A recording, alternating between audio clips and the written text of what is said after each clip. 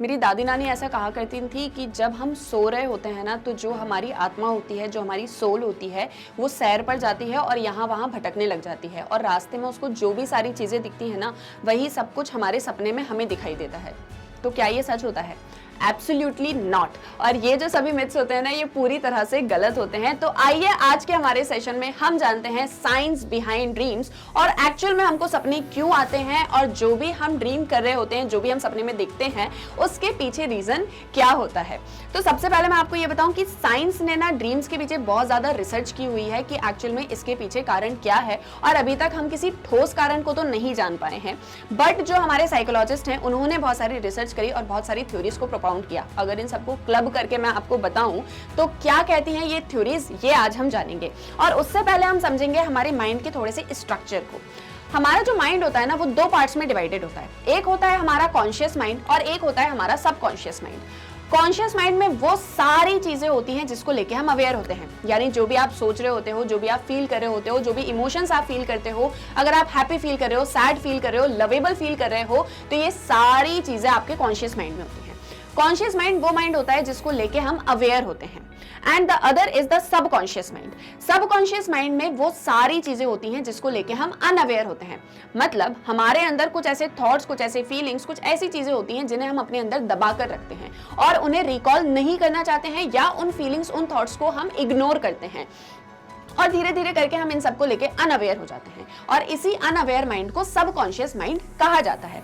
अब एक famous psychologist Sigmund Freud का कहना यह है कि जब आप सो जाते हो तो आपका जो सबकॉन्शियस माइंड है वो हो जाता है पूरी तरह से एक्टिव। देखो, दिन भर हम जितना भी काम करते हैं, चाहे आप पढ़ाई कर रहे हो, चाहे आप जॉब कर रहे हो, या जो भी चीज कर रहे हो, उसमें आपकी पूरी एनर्जी ड्रेन हो जाती है, और जो आपका कॉन्शियस माइंड है वो इन सारी चीजों को लेके अवेयर होता है, दिन भर वर्क करता है। तो जब आप सो जाते हो तो आपका कॉन्शियस माइंड भी रिलैक्स करता है, और उस टाइम पर जो हमारा सबकॉन्शियस माइंड है वो एक्टिव हो जाता है, और हमारे अंदर जो भी ऐसी फीलिंग्स, जो भी ऐसे थॉट्स हैं जिन्हें हमने कहीं ना कहीं दबा कर रखा हुआ है, वो सारे रिफ्लेक्ट होना स्टार्ट हो जाते हैं। That means dreams are like mirror reflection। जैसे जो भी आप सोच रहे होते हो वो सब कुछ आपको आपके ड्रीम्स में दिखने लग जाता है। फॉर एग्जाम्पल, मान लीजिए आप में से किसी को ऐसा लगता है कि आपकी शादी हो जानी चाहिए और बहुत टाइम से आपकी शादी नहीं हो रही है, या आपकी फैमिली भी आपकी शादी के बारे में बात भी नहीं कर रही है, पर अंदर ही अंदर कहीं ना कहीं आप चाहते हो कि आपकी शादी हो जाए, लेकिन आप उसके बारे में बोल नहीं पा रहे हो। तो सपने में कहीं ना कहीं आपको मैरिज वाले जो है सारे सीन्स दिखने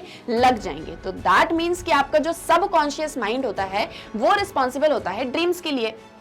इसके बाद में आते हैं कार्ल युंग। कार्ल युंग भी एक बड़े ही फेमस साइकोलॉजिस्ट हैं, और वो बोलते हैं कि देखो, कॉन्शियस और सबकॉन्शियस माइंड के अलावा एक और माइंड होता है, और उसे हम बोलते हैं अनकॉन्शियस माइंड। और ये जो अनकॉन्शियस माइंड होता है ना, इसके अंदर हमारी पूरी लाइफ से रिलेटेड मेमोरीज होती हैं, यानी आपके बचपन से लेके अब तक आपने अपने सराउंडिंग में जो भी देखा है, जो भी फील किया है, जो भी सेंस किया है, जो भी इमोशंस रहे हैं, वो सब कुछ अनकॉन्शियस माइंड के अंदर रहता है, और इसके बारे में भी हम बहुत ज्यादा नहीं जानते हैं, बट कहीं ना कहीं ये हमारे अंदर प्रेजेंट रहता है। तो जब आप सो रहे होते हो तो कहीं ना कहीं वो अनकॉन्शियस माइंड की जो भी मेमोरीज होती हैं वो हमारे सबकॉन्शियस माइंड में ट्रांसफर हो रही होती हैं, और इस तरह से हम हमारी लाइफ को बिल्कुल सक्सेसफुल बना सकते हैं। कैसे बना सकते हैं? देखो,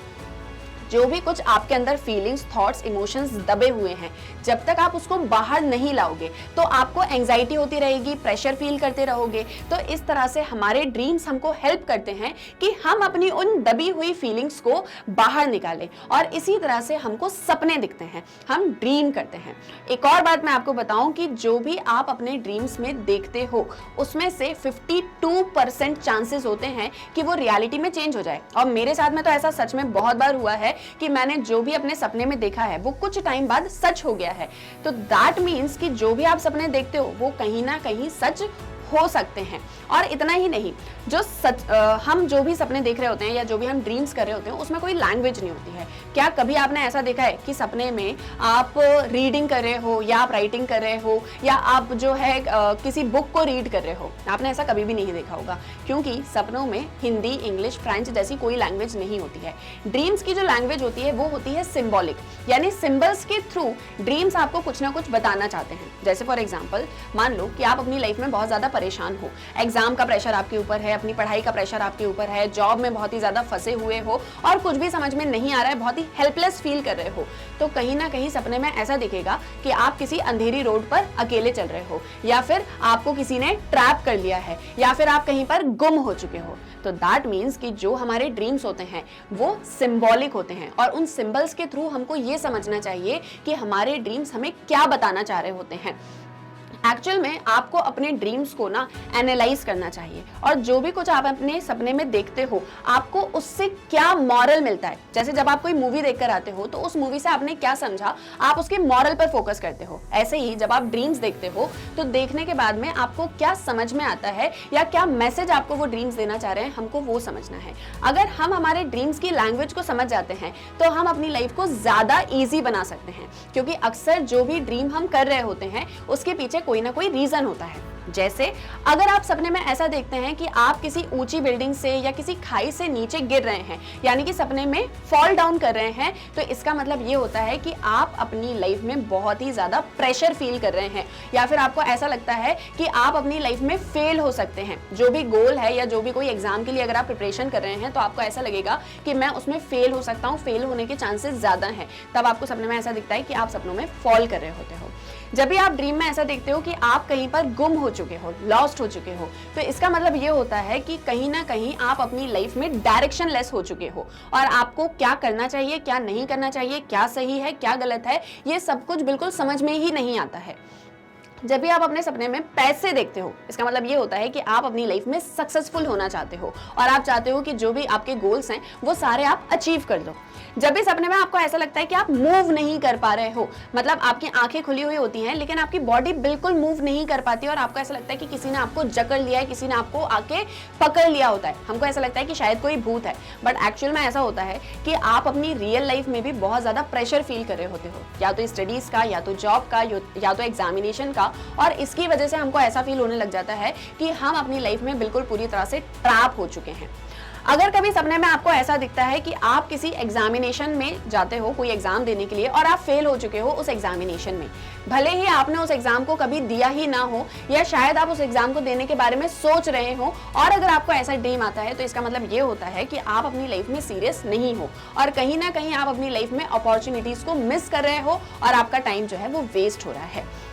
तो ऐसे ही अपने ड्रीम्स की लैंग्वेज को समझो, और उसकी लैंग्वेज को समझ के अपने ड्रीम्स को इंटरप्रेट करो। अगर आप अपने ड्रीम्स से दिए हुए मैसेज को समझ जाते हो तो कहीं ना कहीं आप अपनी लाइफ में सक्सेसफुल भी हो सकते हो। और इतना ही नहीं, जो ड्रीम्स होते हैं वो कहीं ना कहीं हमारी इनर फीलिंग्स, हमारे इमोशंस को ही रिफ्लेक्ट करते हैं। तो अब आपसे कभी कोई पूछे कि ड्रीम्स हम क्यों देखते हैं, तो आई होप सो कि आप उसको आंसर कर पाएंगे। और ऐसे ही मजेदार फैक्ट्स जानने के लिए बने रहिए मैग्नेट ब्रेन्स के साथ में, और रोचक साइकोलॉजी की सीरीज जिसमें हम साइकोलॉजी के फन फैक्ट्स को जानते हैं, उससे अगर आप देखना चाहते हैं तो वीडियो में दिए गए डिस्क्रिप्शन लिंक को क्लिक करिए। Thank you very much.